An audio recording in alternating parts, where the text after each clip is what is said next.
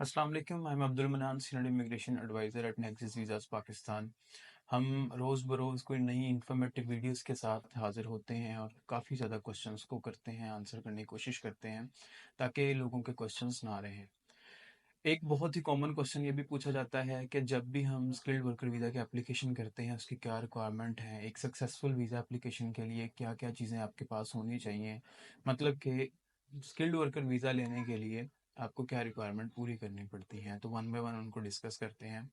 जब भी आप स्किल्ड इमिग्रेशन की तरफ जाते हैं तो आपको B1 लेवल जो आपका टेस्ट है वो आपको क्लियर करना पड़ता है, जो कि आइल्स 4.5 नॉट लेस देन 4 के इक्विवेलेंट। आपको कोई भी टेस्ट अगर आप कर लेते हैं जो कि सेंटर बेस्ड हो, तो वो एलिजिबल होता है वो टेस्ट किसी भी ऑक्यूपेशन पे अप्लाई करने के लिए, स्किल्ड वर्कर वीज़ा पे अप्लाई करने के लिए।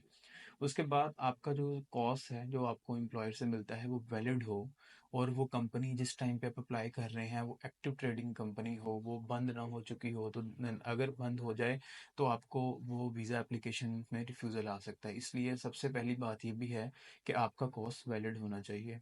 देन आपकी मेंटेनेंस फंड्स की रिक्वायरमेंट है जो कि 1270 पाउंड्स है। लेकिन अगर आपकी एम्प्लॉयर है वो सर्टिफाई कर दे आपके बैंक को मेंटेनेंस फंड्स को, तो आपको ये भी ज़रूरत नहीं पड़ती। लेकिन अगर चाहिए भी तो आपको 1270 पाउंड्स की 28 डेज़ की मैच्योर बैंक स्टेटमेंट चाहिए।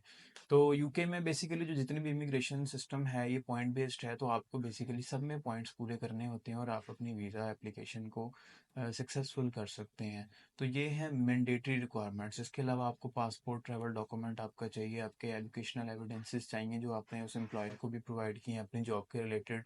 आपकी जॉब एक्सपीरियंस जिस एक्सपीरियंस के बेस पे आपको न्यू एम्प्लॉयर हायर कर रहा है इन द यूके। तो ये सारी चीज़ें हैं जो रिक्वायर्ड है होती हैं आपकी स्किल्ड वर्कर वीज़ा की एप्लीकेशन करने के लिए। Thank you.